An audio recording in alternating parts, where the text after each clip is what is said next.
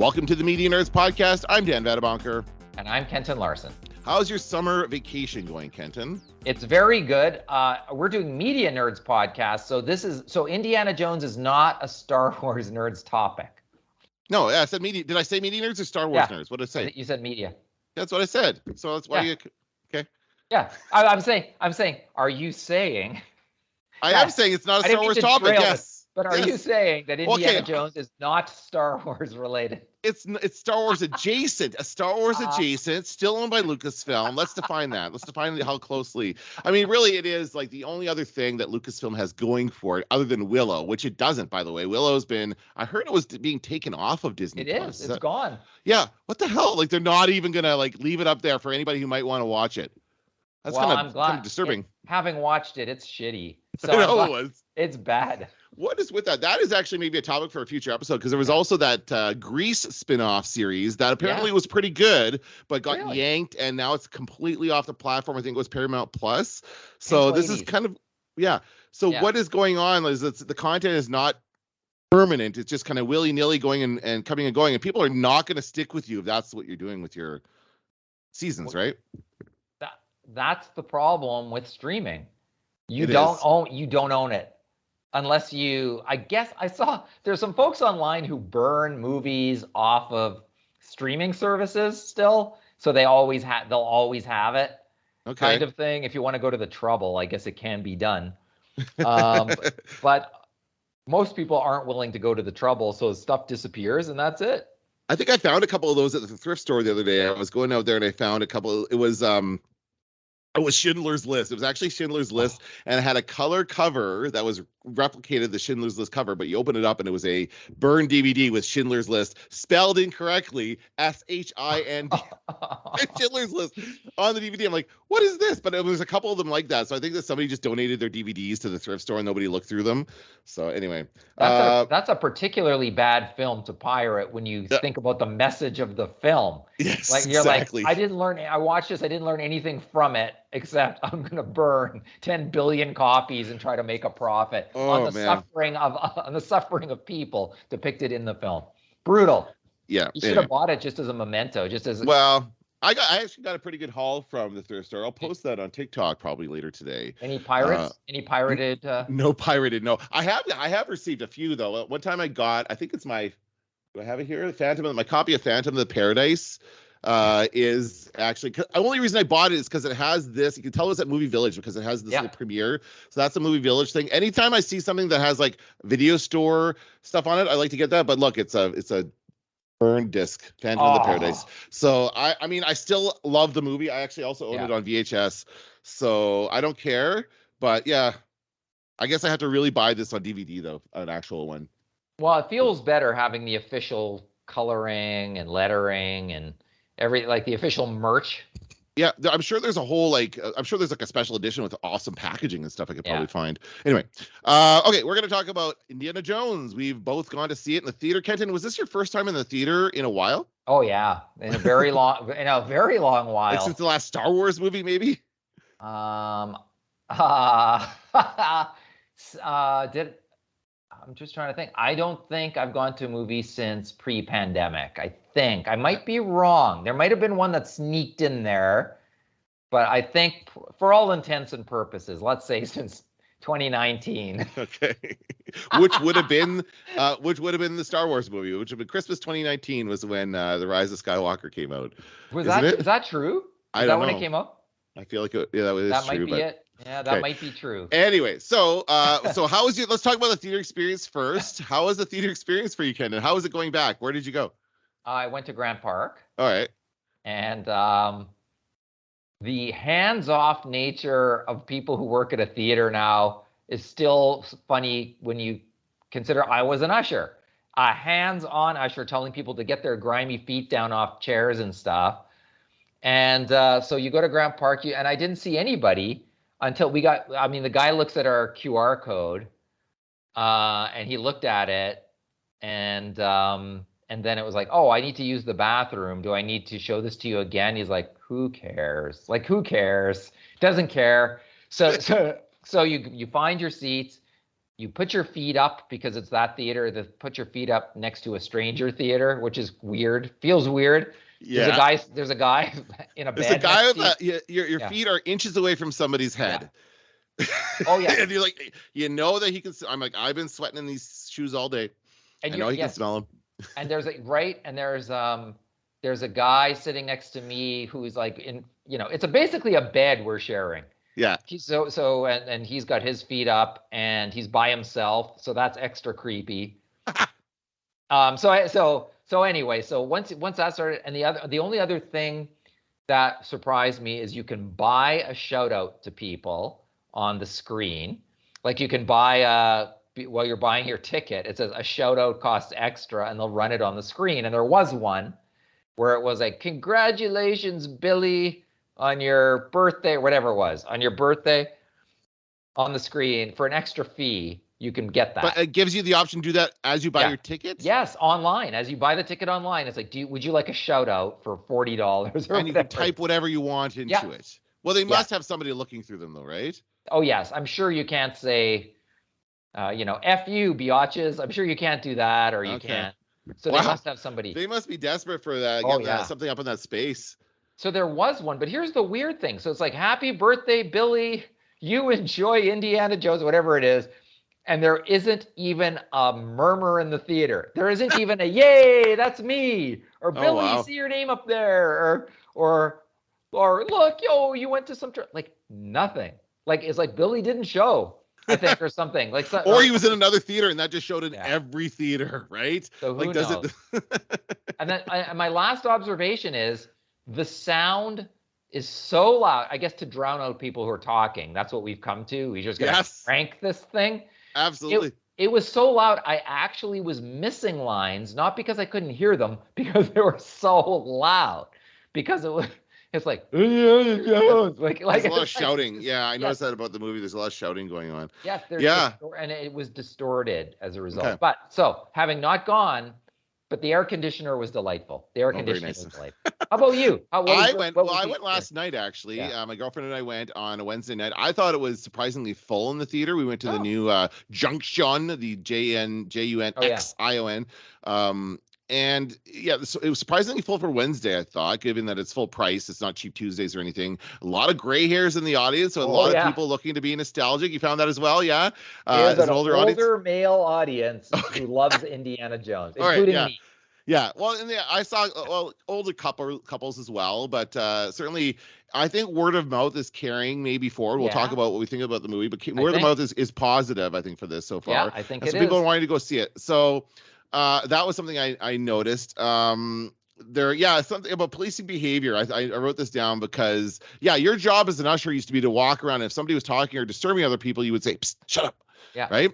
And it was accepted. It was accepted that that's your job, and people listened to you. Yes, and that was like everybody was there to watch the movie, so you would not be disrespectful to other people. Now, right, that is not the case. And I had a person talking it up beside me the entire time and asking questions, and I don't get that part. What's going on under here? And they were just discussing everything.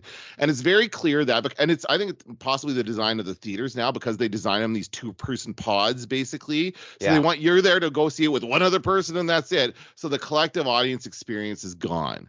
Right. So I did not feel that at all when I went to see this. And it was a fairly, I would say 3/4 full, the theater last night. So that was a bit of an issue. But it was otherwise it was fine. Like the experience, the sound. I didn't notice that thing about the lines, but I know it was loud. Absolutely loud. Yeah, it was very loud. Yeah. So that is an issue. And the talking was, man. You got lots of talking? Yeah, well, this is one.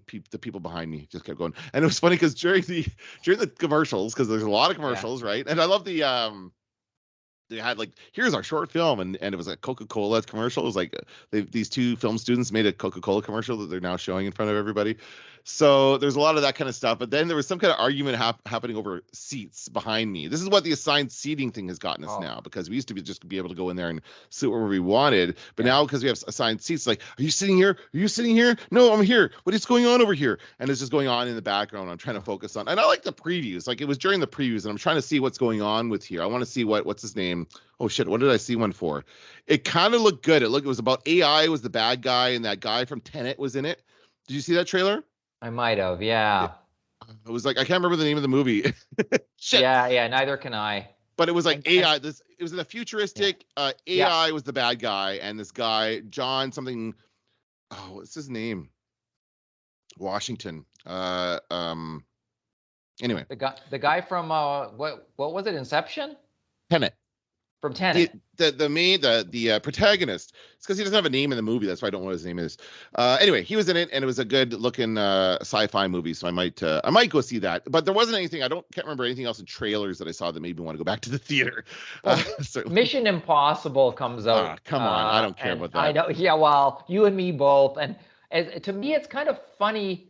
Like Mission Impossible is like, let's show you every action sequence before you see the movie so you can see how involved Tom Cruise is. And it's like, hey guys, you're spoiling every piece, every action set piece you have spoiled for us now by showing Tom Cruise's involvement in the process. We get it. He's involved. He's doing the stunts. Fantastic. Let us be surprised. Yeah, I know. This would be so much better if you just didn't show it to us and let us see it as it happens on screen. For sure. I didn't watch any of that stuff, and I don't care about Tom Cruise. So, but I have been watching. Did you watch all the Indiana Jones movies before, by the way? All 4? I thought I own them, and I thought about it, but I decided not to. I made an active decision not to, only because I just wanted to be sort of swept up by it and not. I didn't want any preconception. I thought. I don't know if you agree with this, but I thought going in that the best this movie could be is better than Kingdom of the Crystal Skull. There's no way in hell it's going to beat the first 3 movies. It's just not going to happen. How can you? Yeah. I just don't, without Spielberg and Sean Connery and whatever. Or Lucas, I just going in, I was like, it can't be that good. All I hope is it's a little better than Kingdom of the Crystal Skull. A little better. A movie which I didn't hate. I didn't hate, like in the way that some people do. Like I didn't love it either, but I was fine with it. And I liked the fridge. I hate to tell people, but I do like the nuclear fridge. I like it because it's funny, because it's a joke. It's not. I get that it's a joke. Yeah. It's a stupid joke. But I think a lot of people who hate it don't know it's a joke. Don't know it's funny. It's funny. It's them having a laugh with Indiana Jones escaping something that looks impossible. Yeah. Right? Like, it's funny. That's interesting. I did watch them all. I did a little series on TikTok where I watched them all, and I've been posting little reviews there, and it's been going well. I find it interesting. I posted those TikToks. I did one for Raiders of the Lost Ark, and it did very well. I expected it to get many more views than usual, than those videos usually get, which is only like maybe 1,000 views at best. And I did the same one for Temple of Doom, but I made a joke in my Temple of Doom video where I said maybe it's the child slavery, maybe it's the human sacrifice, but there's a lot of unpleasantness in this movie. Like, I made a joke about this, but because I used the phrase child slavery, it probably like quashed it in the algorithm or something stupid like that. That's the kind of stuff that happens on TikTok. So that video has almost no one. It's got like a fraction of the views. And then I did a Crusade one, and that's also up there as well. So that's getting a lot of views. So I haven't done my Crystal Skull. I've already recorded it and made it. I had to kind of do these separately. I wanted to get my thoughts around each movie before I went into Dial of Destiny. So I had recorded it before I went to the movie last night. But my issue with Crystal Skull, I hated it when I saw it. I was so disappointed when I went to the theater. The last time I went to see Indiana Jones in the theater, it was a very, very negative experience for me because I had my hopes up so high for this. I was expecting the same as I got when from the original series, and it did not deliver in such a horrible way that I just was done with it. And I don't think I've ever actually watched it since. I can't remember watching the King, maybe with my kids at some point. I really hadn't. So I came back to it having been away for so long. And yes, it was not as bad as I thought it was. I even didn't mind the nuking the fridge because I got the joke. I understood at this point what it was. But there's still a lot of awkwardness. There's still a lot of like not as much action as the first and third, I would say. And some of the action is still stupid. The monkeys swinging is stupid, and so, there's just dumb stuff in there. Him throwing the snake for him to pull him out of the quicksand, like there's just, and I don't like Shia LaBeouf. I think his character is a bad idea, or his take on the character is a bad idea, or something around that, because it's just an unlikable character. I get what they were going for, but it wasn't a good fit in that cast, I think. Yeah, I get all of that stuff, including I thought some of the action sequences moved rather slowly in Crystal Skull, and the payoff I kind of like the concept of I want to know, and your head blows up because here's all the knowledge, kaboom, and your head blows up. And I still talk about that in class when I'm like, you got to fill your head. You got to be like Kate Blanchett in Crystal Skull. Your head's got to explode from all the knowledge you're taking in, kind of thing. Awesome. So the theory of what we're watching in Crystal Skull, I like more than maybe the actual execution. Yeah, I think part of the problem was that they, like, at this time, this is George Lucas and Steven Spielberg. Lucas is riding high from the prequels. He's like, oh, CGI can make us we can do all these things. So I think they had all these great creative ideas that didn't go through the proper kind of vetting and process they usually do, whittling it down or refining it to something better. Because there's a lot of really good things here that didn't get refined. I love that they point out that Indy was a spy during World War II. Yes. We got a taste of that in this new movie. I like that.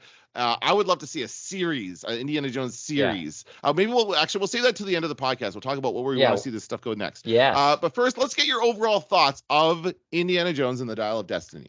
All right. My overall thoughts are I enjoyed it. And I enjoyed it more than I thought I would.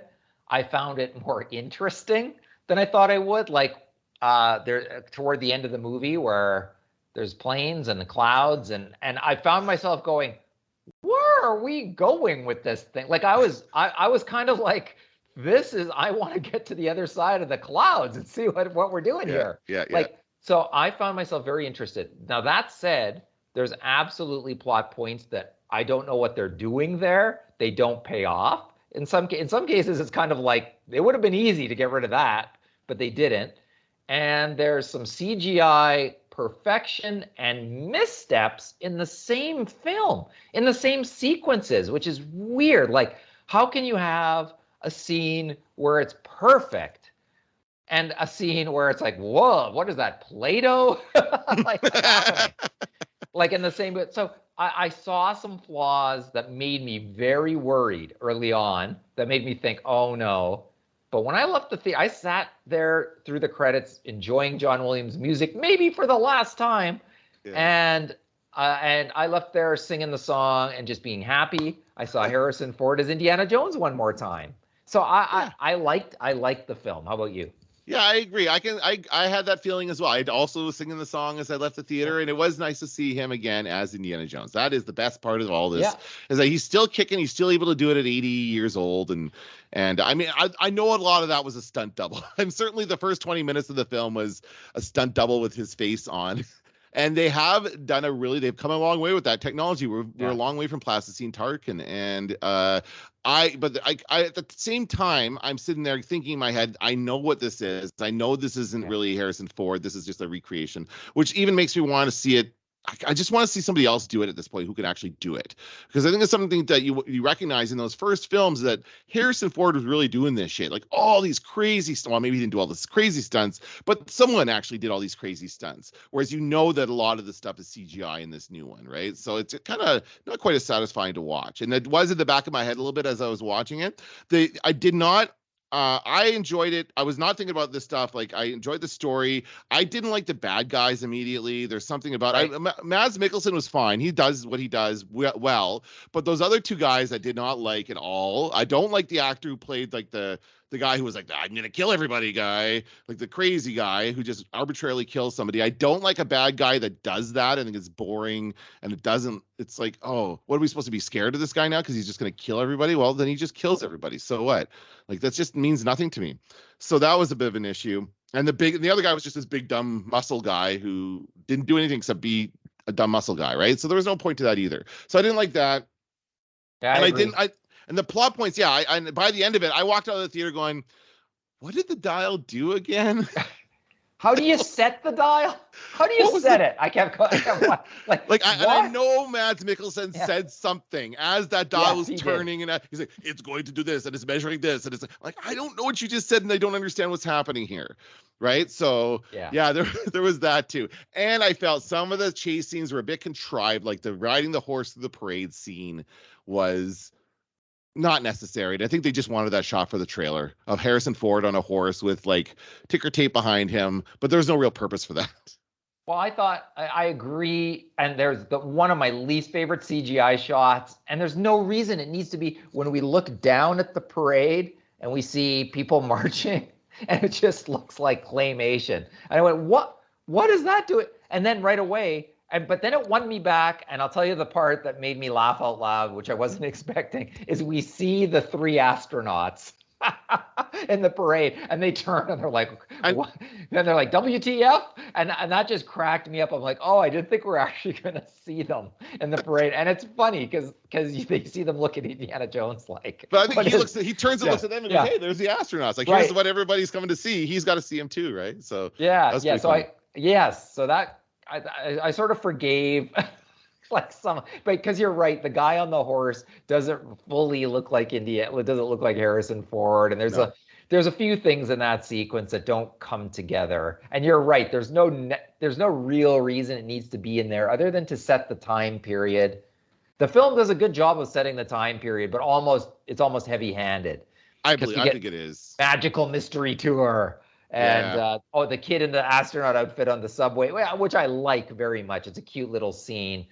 But there's so much stuff laid out in terms of where we're at, and what era we're living in, etc. But hey, I agree with you on everything you've said so far. I agree with you on. What did you think about the ultimate fate of Shia LaBeouf's character? I thought it was interesting and gave us a little more gravitas. But is it a replacement for seeing him? If we can go to the past, oh God! We'll get to that. If we can flashback, which we did. Oh yeah. I think it would have been a welcome thing to see him in this film in some way. I do think that his character not surviving the war makes sense, added a level of gravitas and sadness to the film that helped it, I think, in a certain way, and made the last scene in the film like it touched me, the last scene in the film. And I think that's one of the reasons why that's the case. What did you think? Yeah, I agree. I think that was, at first I'm like, oh, okay, I see what they did there. They just killed him off in Vietnam. But then when you realize that's what, like, first of all, I didn't like that they started with him being divorced from Marion. I kind of, the divorce thing maybe hits too close to home, but I'm just not loving that trope. And so he's it's sad. It was sad seeing that little. But I was thinking the point of it was to see him at his lowest, right? Like he's like 80, he still has to teach this. I'm sure you can relate to that part of it. Oh yeah. Being a professor, retiring professor. He's only been at that university for 10 years. Nobody really cares about him there because he hasn't been at the one he was teaching at before. And so he's kind of living in a crappy apartment and not really having a great life. That's where we see him. And then they kind of go from there. Now we have his goddaughter. We have what's her name again? I should get the names right. Phoebe Waller-Bridge. Thank you. From Fleabag. What's her name in the movie? I don't remember. Oh, it's Helena. He says it all the time. Helena. What's her last name? I don't know. Jones? No, it's she's the daughter of the guy Toby, what's his face, who's in all the Marvel movies and the guy that shows up in everything. He is the and this happens, this is one thing that I notice when I'm watching all of them. In the best movies, meaning the first and the third movies, the opening sequence has really nothing to do with the rest of the movie. Yeah. In the all the other ones, the opening sequence that leads directly into the rest of the movie. So this opening sequence, we have him trying to get this part of this dial, and he's there with his partner, and Mads Mikkelsen is also there trying to get. He's a Nazi. And we're back to the Nazis being the bad guys, which I think is a good thing. I didn't think the Russians were great bad guys because there's nothing inherently wrong with communism, Kenton. Russians, nobody will get behind that name. People might get behind Russians as bad guys for other reasons, but not because they're communists. Right? Nazis are always going to be the bad guys. Nazis are always good bad guys. Yeah, well, and they're perfect for Captain America and Indiana Jones, that's for sure, as we've learned. Like, those are the best stories. And I also think there's a modern day tie-in to Nazism, where we see stuff online and whatnot. And I thought it was a plot line worth revisiting in a modern era at the same time. Oh, and one quick thing, and that is the train sequence. This is the second Indiana Jones movie that starts with a train sequence. And I couldn't help but think to myself, if River Phoenix had not died, because nobody complained about his portrayal of young Indiana Jones in The Last Crusade. People love him. in that opening scene, and I love that. Probably he would have played the younger Harrison Ford on the train at the beginning of this movie if he would have lived, and just like, sort of that awful thing that happens when an actor dies, and you can see what the opportunity would have been and probably what would have happened as a parallel thing. Yeah, I think I'm sure they picked him because he played Harrison Ford's son in like the Mosquito Coast or something like that. Right. And they do look alike, and he played a great Indiana Jones. Oh, so good. And there was a series too. There was an Indiana Jones series based on that. They loved that opening sequence so much it inspired a TV series, but did not last very long, I don't think. I watched the series when it was on. It was like very low budget. You know, it wasn't like, I remember watching it and going, no, I want movie quality. Well, that's the thing. Yeah. You can't get that. You couldn't get that on TV back then. You can now, though. Yeah. You can definitely get that now. Now, yeah, I agree. And I like I don't say I like the Nazis' plan, but I liked the plan that we eventually see happening. Mads Mikkelsen's plan is pretty good for this kind of thing. It's what you would expect the Nazis to come up with given the situation, given a dial that apparently points to fissures in time and space that happen apparently all over. No explanation as to how all these things happen, right? Fissures in time and space happen. We're just going to accept that. And this dial points to where it is. And Archimedes invented it back in ancient Rome days, or ancient Greece, right? Sorry, ancient Greece. So that is the premise of this. And so they spend their time. Now, one thing I've definitely noticed over watching these series is that these films, Lucas and Spielberg are the masters of the MacGuffin, of the thing that everybody wants. It's the Ark. It's the stone in the Temple of Doom. It's the Grail in the third one. So the MacGuffin in this case, there's two parts of MacGuffin that change hands. There's also a tablet thing they have to get. I don't remember what that thing's called, but it's like a square. Oh yeah. Right? They have to find to translate. They have to melt the wax. Yeah, and I loved all that stuff. Like that stuff, I really enjoyed all that that was a good Indiana Jones content. Like that whole following the treasure and all that stuff was great. But I did have an issue with like how the dial actually works and how this is all coming together. I think there's they're a little fuzzy on those details. Yeah, I thought, I mean, it would be probably hitting the nail too hard on the head to show the years on the dial or something like that. Right. I was surprised by the Nazis' plan. I'm going to kill Hitler because he was weak, but I'm going to perfect the Nazis, what the Nazis got wrong the first time. And I was a little surprised by that plan, but then it kind of makes sense when you see when you see Mads Mikkelsen kind of go like, but I have the plan. I've planned for this all these years since the war ended, and I just got to go back and then execute my plan. Well, it's a little self-centered to think that he can be the one to fix it. And I'm surprised that he would do that, because I think that is he going to go in there and impersonate Hitler, or is he just going to say, I'm better than Hitler, and everyone's going to accept that? Like, I think if you killed Hitler at that point, he was about to kill Hitler right before the beginning of the war. And I think that would end the war. I think everything would fall apart at that point. I don't know that would continue.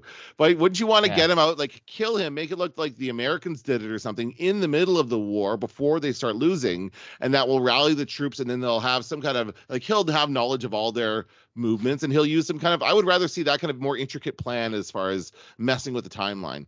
But certainly, we learned that it's not like a time machine. It's just a thing that points them to in the right direction.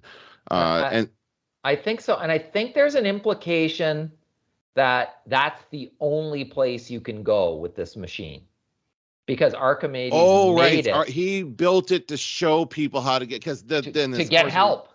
Right, to get help. And we're spoiling everything, of course. This is supposed to be on the thing, but in the end, the plane goes back in time to ancient Greece to fly, and that was awesome. That was so cool to see that. Yes. To see what was, oh my God, they're in like this is the Battle of Syracuse, and you see all the flames and the catapults and everything. That was great. And then, to see the plane flying over it. But again, I didn't like, that character who kept just like shooting it all. I'm like, what are you doing? Why are you shooting back at these people? Are you an idiot?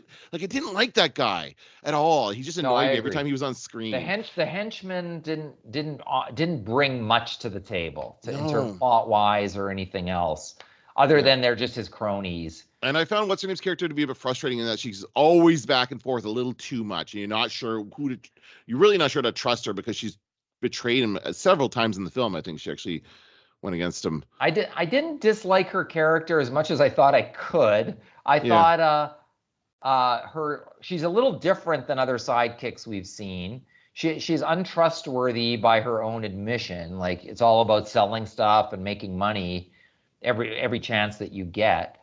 And so I thought, like, that she played that role well. Like, at no time did I think, like, I think now if you were to do Temple of Doom again with the Kate Capshaw character, people would be complaining about her and saying she's that painful. was the worst part of the whole experience. I have to say, of watching all these movies again, is her character in that film is possibly the worst character ever written. I cannot believe that all she cares about is jewels and having sex with Indiana Jones, and that's really it. And screaming every time she sees some kind of bug or something. That's what it is. It's a horrible character. Right. There's no romance for Indiana Jones and Phoebe Waller together. No. I'm glad they let that go, right. and I'm glad I like the way they brought it together at the end. Yeah. And she also brings along with her own version of Short Round this other kid who's like, she kind of adopted him and they've been living together and making do ever since. And I like that kind of a thing. It was kind of an Artful Dodger Oliver situation going on there where they're kind of working the cons themselves and trying to figure stuff out. So that was interesting. And they were good characters. I like those parts of the movie for sure. I like both of the actors. I think the kid to some extent didn't have, like, he was wasted a little. They needed somebody to fly the second plane. Well, that was a bit like, and that was a plot contrive. That was one of those plot contrivances. Oh, the other one that I'll just mention at the same time that I thought it doesn't pay off and it didn't need to be in there, and that was it was. By the way, maybe it was just a nod to Harrison Ford's portrayal of Richard Kimball in The Fugitive, but where he makes the phone call, he's got blood on his hands, and he makes the phone call. You see a news report saying police are after Indiana Jones for the murder, and you're like, what? What's this? And so he's on the run, like, but that nothing happens with that. For the murder of the 3 people that the other guy killed, right? Right. And they think, that's so stupid. That was dumb. Yeah. Yeah, and the 80-year-old archaeology guy killed them. Like, and why? None of it, like, and it didn't pay off in any way. I also we just assume they cleared his name, we assume. Well, yeah, because they had all these other people. Oh no, those people got left in the past though. But right. I didn't like whatever that was supposed to be, the CIA or whatever that was at the beginning, and that female.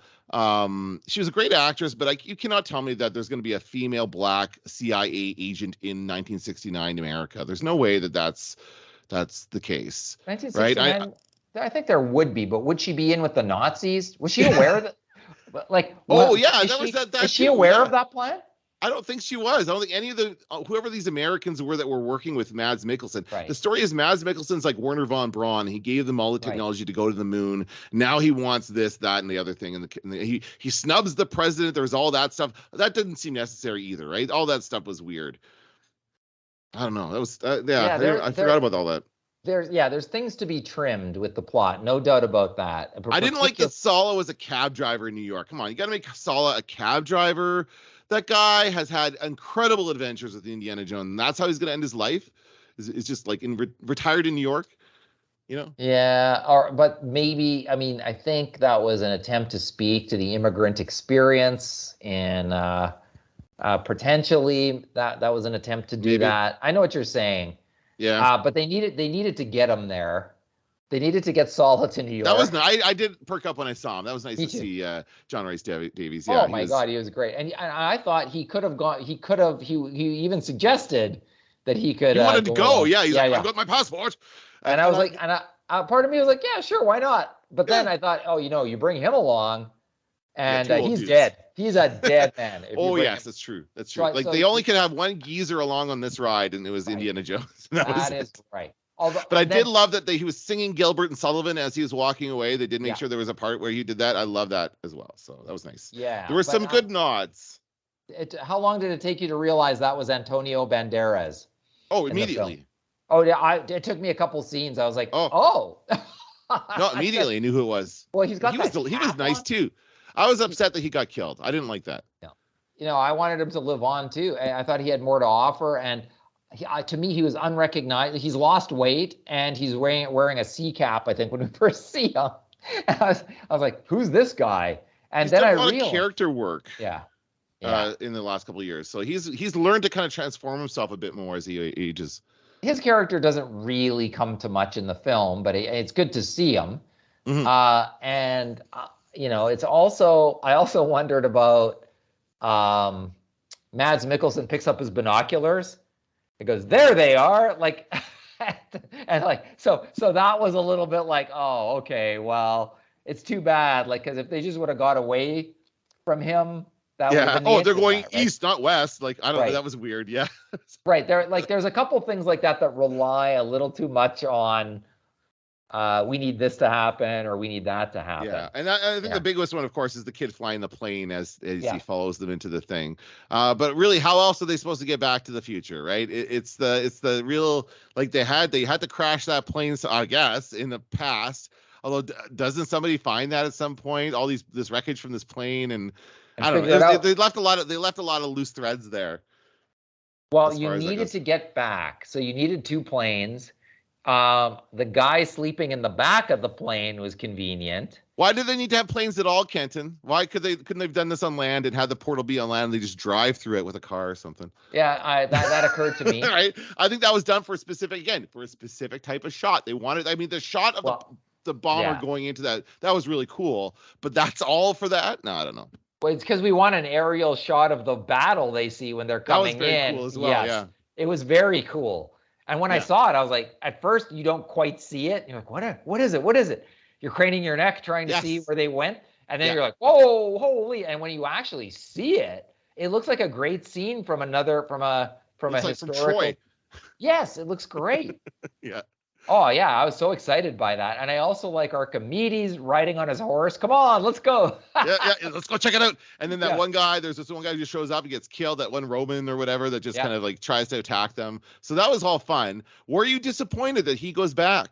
Or that she forces him to go back? He didn't want to. Harrison Ford, Indiana Jones wanted to give up and just stay there and probably die. He probably would have died because of infection because he was shot. I forgot to mention that. That was another thing I didn't like. That he was shot for a long, long time. They shot him and then they brought him along with them, and he just sat there and bled for a long time. Like how, like, without any indication of how serious a thing his wound was. And so I was worried. Like, it's true. It made us think. They're just like, I'm worried he's going to they're going to arrest him for this crime, and that didn't turn out to be anything. And then I'm afraid that he's going to bleed out and die here, and that didn't amount to anything either. So clarity on those points probably would have helped sort of dispel that kind of stuff. What's funny? I actually thought going in, I was not spoiled for this, so I was like just watching it like anybody else. And when they were going through all I heard was the ending is bonkers. So you know what I actually had in mind when they were going through there? At first, I was like, they wouldn't do this, would they? Okay, remember when Harrison Ford or Indiana Jones has a blink and you'll miss it cameo in The Phantom Menace? He's at the pod race. Oh, I didn't know that. Yeah, you can see it online if you go Indiana Jones, Phantom Menace, and you'll see he's at the pod race. He's like walking up the step. Oh. For a second, I thought they were going to transport him to the Star Wars universe. Can you imagine how much people would hate that? Oh, yeah. Can you imagine? Like, how people would have just destroyed. And so I really thought it was going to be bonkers. I thought it was going to be like, or Indiana Jones meets Jesus as he goes to heaven or something. Well, the thing is, these have gradually gotten more and more like tangible as far as the magic or whatever it is involved. Like the original, I mean, I love the original, and it's funny because in all this process, I also came up against the argument that that the first Indiana Jones movie is not a good movie because Indiana Jones does nothing to affect the plot. Have you heard this one?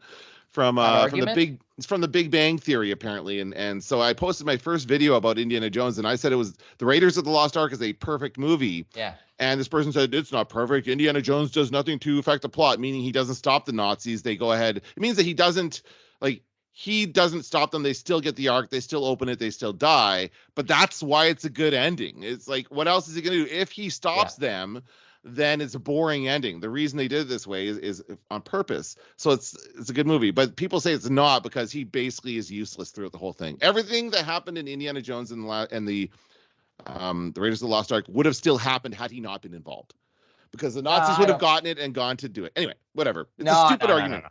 It's stupid. It is. I think it's a perfect film too. Yeah. And I think, I mean, the final shot of the warehouse alone Yeah. is solid gold. It's been parodied, it's been mimicked, there's a great scene in the Coen brothers Hudsucker Proxy where you see the warehouse and it's all hula hoops in the warehouse. It's the same shot from Raiders of the Lost Ark, and you're just like, this is an like iconic cinema.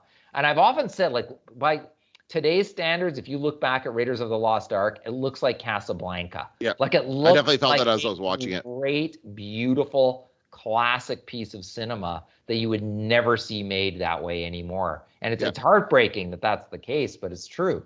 And so I think that's with you. Yeah, I think it's part of the reason why those guys didn't try to make this one. I think it would have been worse had Spielberg and Lucas tried to make it, because they're not young anymore. They don't have the same ideas they had. They're not willing to take the same risks they did at that time. And the other part of this that I think is important is that there's if they had done this, if they had like taken the reins and done it themselves, there would have been no one to rein them in, and we would have had another Crystal Skull. That was the problem with Crystal Skull, is that there was no one to rein them in, because what are you gonna do, say no to Mr. Spielberg? Come on. So they had James Mangold direct. He was fine. Like, I don't know. It's these days with directors, you can't really tell whose style is what, because it all kind of looks the same. It's all very actiony and that kind of stuff.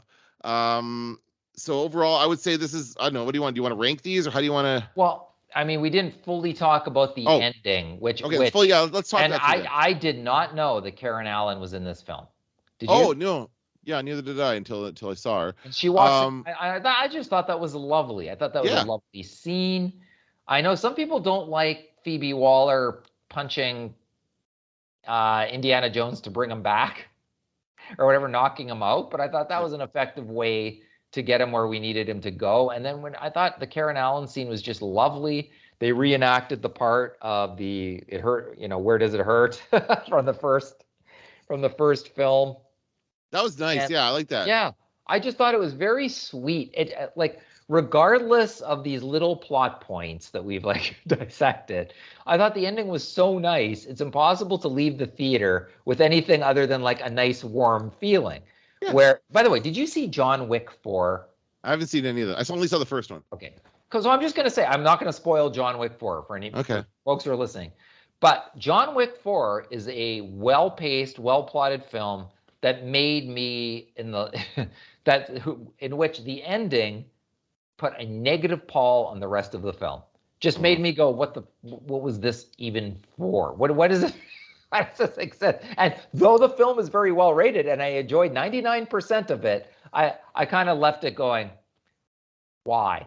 Okay, this was like, yeah, you can nitpick the pacing, whatever it is you want to nitpick. You leave the theater and you are feeling good. You feel like you got something out of this.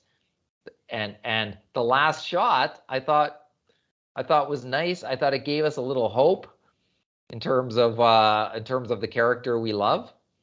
I just thought it was really nice. Touching ending. They went a little heavy on the hat, I felt, in this one. They did over a bit. There's usually at least one shot of the iconic hat, or a shot of him putting on the hat or something. There were a lot in this one. Yeah. What about the whip? Well. What about the whip? We only had 2 whip sequences we didn't really have a snake sequence. I mean, the eel sequence was terrifying. That whole underwater sequence was terrifying. Yeah. But they're not snakes, and I really wanted to see him be afraid of snakes. That is like the key part of an Indiana Jones movie. He was scared of eels, okay? Yeah. Yes, he was scared of the eels, but I don't know. Anyway. No, you're right. And we had centipedes, like we had stuff. There were good gross out things. Again, that's the other key part of Indiana Jones. There's got to be some kind of gross out part where people are going to get squeamish, and there was that. So what about there's usually a little bit of gore in these movies too. I'm trying to think of what was nothing really gory. I guess they have to keep it PG-13. The last shot of Mads Mikkelsen is pretty gross. Yeah, it's true. We see him laying there. And I almost forgot. I love the sequence where they find Archimedes' tomb and he's wearing the wristwatch. Yeah. And you're like, what the F? What are we looking at? Well, like, why is he wearing this? And then when you find out it's actually Mads Mikkelsen's wristwatch that you see him putting on in the plane, and you're like, oh, that's great. Like, I was like, I love that. I love, like, just a little touch like that goes a long way.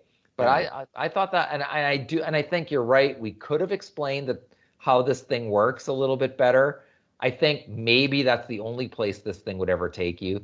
But I also thought Continental Drift, the Siege of Syracuse, all this stuff comes up in the last and at the end of the movie. I'm like, is everybody going to be Googling this or what? Like The Continental Drift. Drift thing was funny. I'm like, what is Yeah. he saying? What does that matter? What are you talking about? And I still don't understand how that mattered.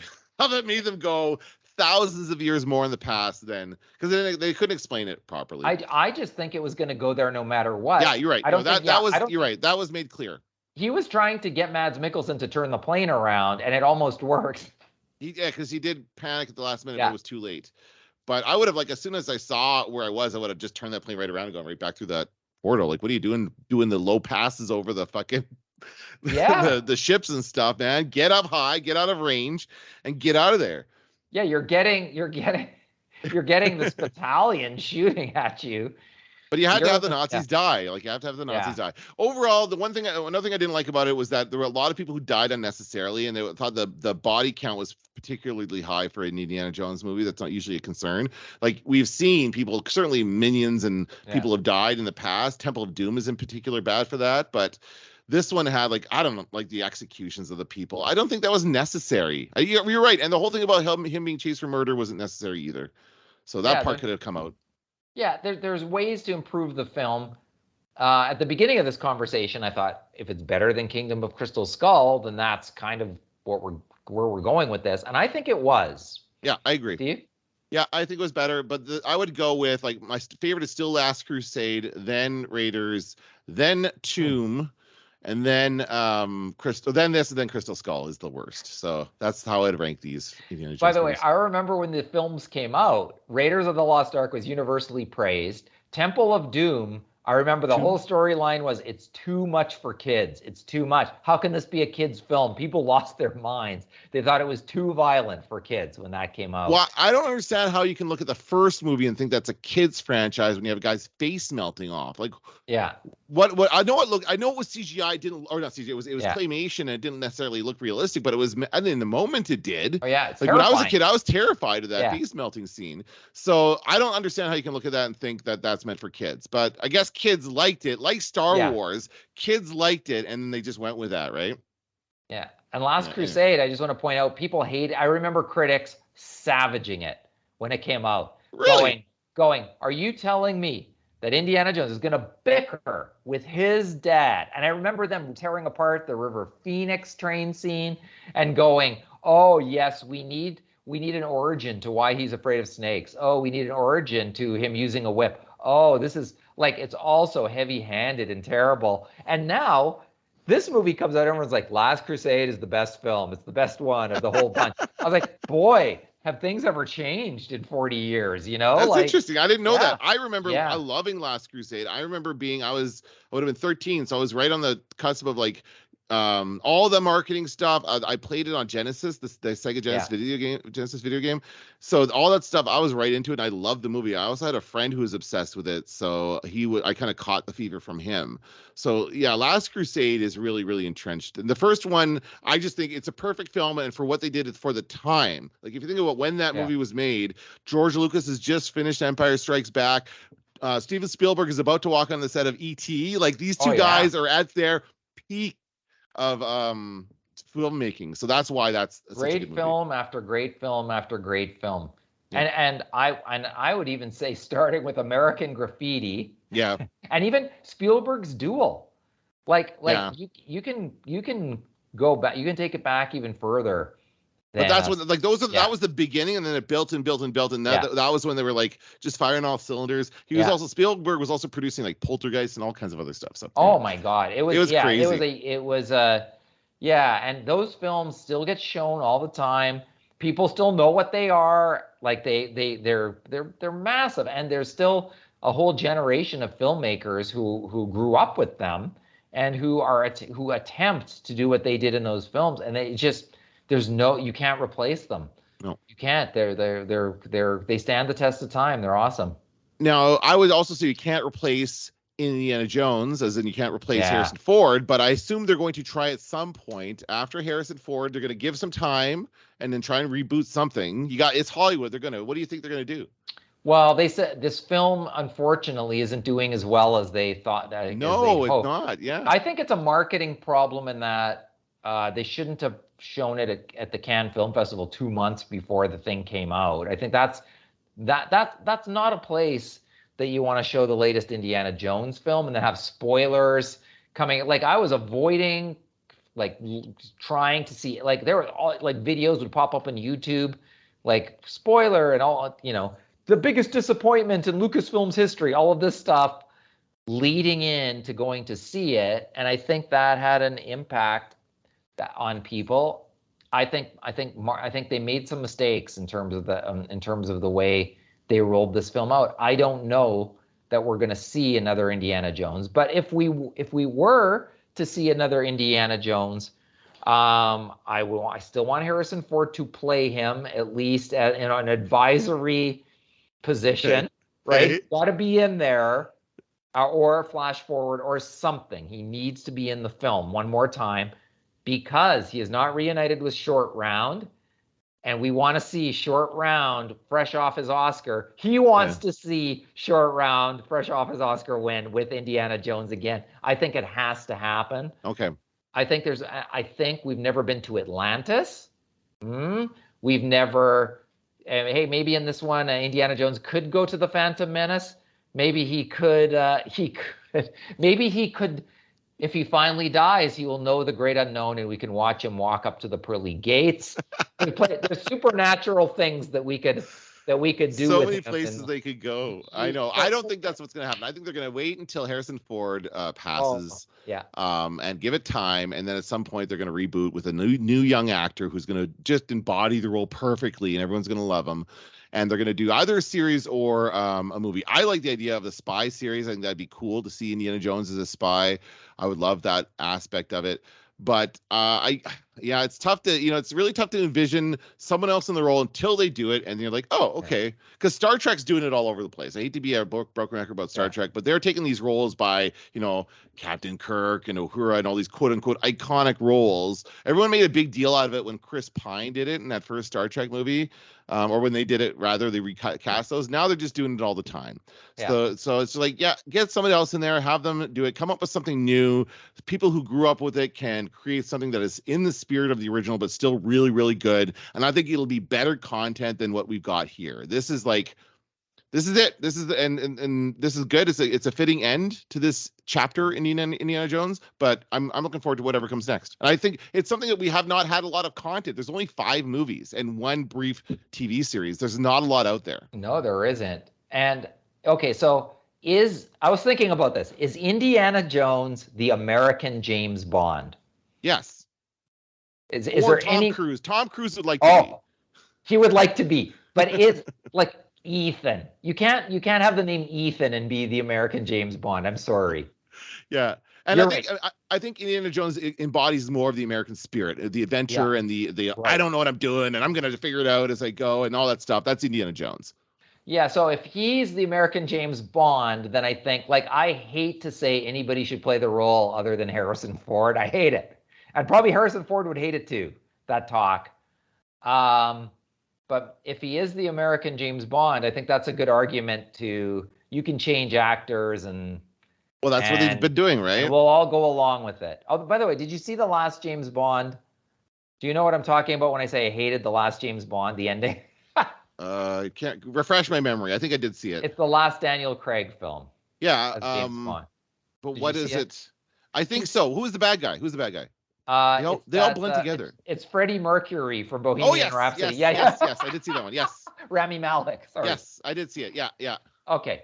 But the other guy was in it too, wasn't he? The other guy from the last movie was in it briefly, I think. What guy? The bad guy from the last one. Oh, right. Right. Anyway, go ahead. Right. Okay. I thought James Bond was whoever they chose to play James Bond was just going to show up. That movie is like, no. Now, if we have an actor with a big ego, spoiler alert, if we have an actor with a big ego and that actor wants to say goodbye to the fans, then that actor can die. James Bond can die in a James Bond film. So what happened at the end? That's shit. Yeah, that's shit. He's standing up on the top of his bunker, and the missiles hit him. Yeah, and he blows up. So There's no that mistaking that he's dead. Yeah. right, Okay. that little biatch of a villain somehow kills James Bond. I was like, no, James Bond cannot die. James Bond is an idea. James Bond, an idea that doesn't die. Like, that's how I feel about it. Now, Yeah. and I think in England, everybody agrees with me because James Bond is like the biggest like Yep. action anything that's ever existed in England. I think Indiana Jones might be the same. I think Indiana Jones cannot die. I don't think Okay. so. I don't think you can kill Indiana Jones. I think Indiana Jones is an idea. That And you might be idea right. must live on. Like if they Yeah. would have killed him in this film, I think once again, I just don't think it would work. I don't think it would be. I think it would just bum people out. Yeah, and I think that saying the same by the same token, the ending where they left him in the past and just gone back and not known what it would have happened to him, Yeah. it still would have bummed people out. Like, who wants to live? Like, I'm sure he would have been happy for a while studying ancient Greece and living there, but I don't know if he would have been happy. So coming home, it was I guess he was supposed to be running away from all that stuff. He didn't want to face the grief of dealing with the loss of his son and his wife. And she seemed to indicate, it was interesting actually. My girlfriend made this observation at the end when she says, "I've been told you're back. Are you back?" Which means that he wasn't, like, he had maybe, like, he talked about her being distant, but also he probably was as well. He was when that detached. happened, right? Yeah, he was They detached both from, were, right? And yeah. that's what happens when you lose a child. So, that was all very satisfying. It was a good ending, I thought. I also like, I didn't think of it at the time, but they give him a clock for his retirement gift. And I love that. Perfect tie-in with the rest of the film. And he gives it to a homeless guy or whatever on his way out of the building, which I like, too. And I was like, oh, that's like, talk about a power move on your last day at work. Here's your gift. Thanks. You give it away on your way out of the door. Like, I just love that. And I think and so sort of showing us the difference between a useless utensil that he's got and a piece of history which he wants. Now, I looked it up, and it turns out Archimedes died like shortly after the siege of Syracuse, drawing his circles or whatever. Like he was going to get arrested, and he said, "Let me finish. Don't touch my circles," or something was his final words. Because he was designing the dial of destiny. Is that what they were saying? Okay. Right. So it ties into the real history of the thing. And if they would have left Indiana Jones behind, we could have had a scene where he was happy in his robes and whatever, studying the archaeology before it's archaeology and the history of the place. And that could have been very cool. But I think it's not as cool as Karen Allen walks through the door. That was great. That made me feel awesome. I love seeing her, and it makes me want. I wish, and I said in my review of Crystal Skulls, like, she's one of the only good things in Crystal Skull, because she should have been in the movies more. I wish she was in the other movies. Right? She's just very good. Yeah, we missed her in those other two. Yeah. There's no doubt about it that we expected to see and wanted her to show up in those, and she did not. Yeah. So getting her a couple more times in the first, she's now in half of them or whatever, or a little more than half. Yeah. All right. Yeah, well, so there you go. good. So overall, good reviews. Are you gonna rate? We want to rate it or what? Ooh. I don't care about that stuff, but. Well, I said it's it would never touch the first trilogy, so I think it comes after that. Like but it's more solid, and I'm actually very excited to see it again. Yeah, I think I want to. I'm sure there'll be stuff that I didn't notice the first time around, and I am looking forward to watching it again as well. But in the comfort of my own home, not in a theater with people talking next to me. I want to pause it once in a while too, because I think there's quite a bit going on in some of those scenes that I wasn't quite able to take it all in. Plus, I was in like that row that's a little uncomfortably close. Okay. Like, you're far away, but you're not, like, about halfway into the Grand Park Theater, but it's still a little too close. So I definitely want to see it again, but it's I don't know. Do you have a mark? Do you got a mark for it out of 10? 6. Oh, you're gonna give it a 6 only? 7. Give it a 7. I go.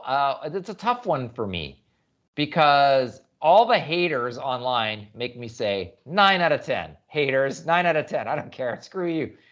If I'm reviewing it compared to other Indiana Jones, then it's more like a 7, 7.5. I mean, I enjoyed the hell out of it, right? Yeah. And maybe we have to watch it again to really get a sense of it. So let's leave it there. B+, but if you're, everyone else is saying it's a disaster. I hate it. I saw an article that says the reason the film isn't doing as well is because no one gives a shit about Indiana Jones, and that makes me give it 10 out of 10. One more little piece of trivia, bringing back to the beginning of our conversation from Hollywood Reporter. 42% of tickets to Indiana Jones, the current movie, went to people age 45 and older. 23% were 55 and older. That's a breakdown rarely seen when it comes to a Hollywood summer tentpole. So it is skewing older, and it is skewing male by the Hollywood Reporter standards. But that's also an indication that the film is bringing in an audience that doesn't normally go on opening weekend, which is an opportunity. Mm-hmm. So it's not. I don't think it's all bad news, and I think the film is doing better on the weekday showings than what people thought it would. Like I said, Wednesday evening, pretty full theater. So I think that's a win for theaters as far as this film is concerned. All right, let's finish up with some recommendations. What do you have for me? You go first this time. The Diplomat on Netflix with Kerry Russell. Yes, it's a surprise. And I got this recommendation from all people from Michael Moore, who did a podcast where he was like, you should stream these shows because it's the writer's strike. Yeah, he's I've got time. I got time to binge. So he listed 20 shows. I'd seen 19 of them, except for The Diplomat. Okay. So I started watching it, and to my surprise, it's a lovely. I'm only on. I think I'm on episode 5 of 8 episodes. Okay. And it's enjoyable. It's like a political. It's funny. It's almost like an update of The West Wing in some ways. Oh, okay. It's Michael McKean is in it, which he's awesome. I didn't know he was in it in a major role. Rufus Sewell, who I haven't seen in a movie for some time, is playing a very comical role as Kerry Russell's husband, and she is a diplomat thrown into being a diplomat, and there's all kinds of stuff happening in this show. But once again, it goes down easy. It's fun. You forget you're watching Kerry Russell after the first 10 minutes of the show. So I recommend The Diplomat on Netflix. Okay, I'll check that out. I'm going to recommend Nope, which is on Crave, which is the latest Jordan Peele movie. Have you seen it? I have not seen Nope, but I've seen scenes from Nope, so I think I know a little bit about it. Well, it's best, if you go in not knowing anything with these films. Like, it's, Jordan Peele's third movie after Get Out and Us. Is that what the second one was called? Yeah. Us, something like that. Anyway, those I like those as well. He's a good filmmaker. And again, great characters, great acting, great backstory to these characters. It gives them like this kind of meaty things that happened to them in the past, and there's these weird flashbacks. But at its part, it's like the unseen monster kind of a story. Like, what are you going to do about this unseen monster? And it's just really well paced and very easy to understand, and comes together really well. So, I had no idea where it was going to go. I would say it wins best use of the title in the movie. When they always say the name of the movie, when Nope is said, it's at the exact moment it should be said, and I almost said it. I'm like, good. Nope. So that's like exactly what you think it's going to be. But it's also a lot of fun. I really enjoyed it. So yeah, Nope. Check it out. Cool. Planet of the Apes, when the little ape goes, no. I think that's the first word the ape says, right? In the first one, in the reboot. Right. Yeah, that's good. All right, there we go. That's going to do it for this episode of the Media Nerds. I'm Dan Vadebonker. I'm Kenton Larson. Don't let the door hit you in the ass.